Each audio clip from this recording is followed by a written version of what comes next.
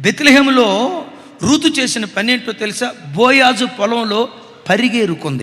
బోయాజు పొలంలో పరిగేరుకుంది. నేను అంటాను, రూతు ఇంత గొప్ప త్యాగం చేస్తే దేవుడు రెడ్ కార్పెట్ వేసి, రూతు నా కొరకు ఎంత అద్భుతంగా బ్రతికావు, షహబాష్, మోయాబు దేశాన్ని విడిచిపెట్టి చివరికి భర్త కూడా వద్దని నా నిమిత్తం ఈ దేశానికి వచ్చావే, ఇదిగో నీ తల మీద బంగారు కిరీటం పెడుతున్నా అని వెంటనే కిరీటం పెట్టాడా?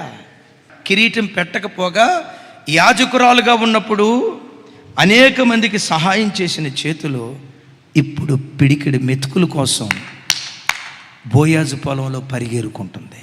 అయినా దేవుణ్ణి వదిలిపెట్టల.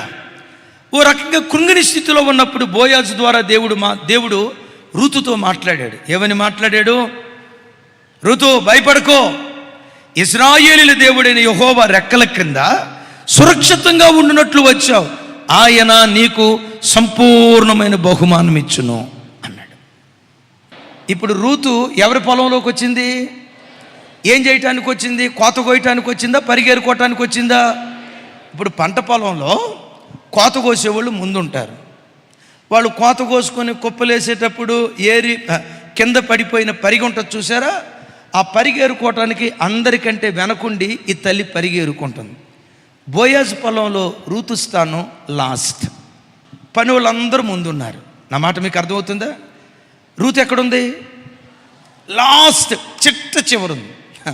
ఒకరోజు ఆ పొలంలో రూతు సమర్పణ త్యాగం చూసి బోయాజు పొలంలో దేవుడు ఒక కేక వినిపించాడు. ఏమని వినిపించాడో చెప్పమంటారా? ఎబోటాన్ అన్నాడు దేవుడు. చివరి స్థానంలో ఉన్న రూతు మొదటి స్థానానికి వచ్చింది. ఏ పంట పొలంలోకి దాసురాలుగా అడుగుపెట్టిందో ఆ పంట పొలానికి యజమానురాలుగా దేవుడు మార్చాడు. నమ్ము, ఏదో ఒక రోజు నీ జీవితంలో కూడా శబ్దం వినేటట్లుగా దేవుడు కార్యం చేస్తాడు. వింటావా శబ్దం? ఎక్కడ కనిష్ఠురాలిగా ఉన్నావో అక్కడే నా దేవుడు నిన్ను జ్యేష్ఠుడిగా నిలవబెడతాడు.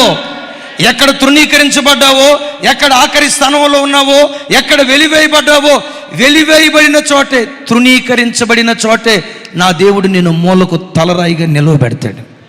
ఈ దేవుడు అరాకొర బహుమానం నీకెవడో. ఓ సంవత్సరం ఉండి తర్వాత కనుమరుగైపోయే బహుమానం ఇవ్వడు. రూతుకు సంపూర్ణమైన బహుమానం ఇచ్చాడు. ఏంటా బహుమానం? రూతుకు బోయాజు దొరికాడు. బోయాజులో నుంచి ఓబేదు వచ్చాడు. ఓబేదులో నుంచి యెషీ వచ్చాడు. యెషీలో నుండి దావీదు వచ్చాడు. ఆ దావీదులో నుండి లోకరక్షకుడైన యేసుక్రీస్తు వారు. జ్యోతిర్మయుడు తండ్రి నీ బ్రతుకులో కూడా సంపూర్ణమైన బహుమానం ఇచ్చును గాక.